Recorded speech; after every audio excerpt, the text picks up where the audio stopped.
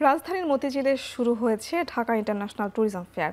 Hotel Purbani international মেলার উদ্বোধন করেন শিল্প সচিব ওবায়দুর রহমান। 3 দিনের এই মেলার আয়োজন করে বাংলা ইভেন্ট ও global aviation journalist association. Travel ও ট্যুরিজম সম্পৃক্ত দেশি বিদেশি 32টি প্রতিষ্ঠান অংশ নিয়েছে। প্রধান অতিথি বলেন, দেশের প্রাকৃতিক সম্পদকে যথাযথভাবে কাজে লাগাতে পারছে না পর্যটন বিভাগ। উপযুক্ত করে গড়ে তোলার ক্ষেত্রে সরকারের পাশাপাশি বাণিজ্যিকভাবে উদ্যোগের আহ্বান জানান তিনি। এ সময় বক্তারা বলেন, এই খাতে আয় বাড়াতে হলে বিদেশি পর্যটকদের জন্য পর্যাপ্ত নিরাপত্তা ব্যবস্থা, পরিবহন ব্যবস্থার উন্নয়ন ও পর্যটক আকৃষ্ট করে এমন স্থাপনা নির্মাণের উপর জোর দিতে হবে।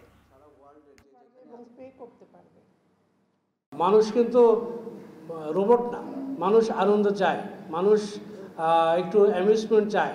সে কারণে আমাদের এই সমস্ত ট্যুরিজম জায়গাগুলোকে করা, মানে ট্যুরিজমের জন্য উপযুক্ত করা এবং মানুষের সব কিছুই মানুষের সহজলভ্য করা, এটা আমাদের আসলে সরকারের যেমন দায়িত্ব, পাশাপাশি বেসরকারি সেক্টরেও আমরা যৌথভাবে যদি কাজ করতে পারি, আমার মনে হয় যে আমরা এগুলো করতে পারবো।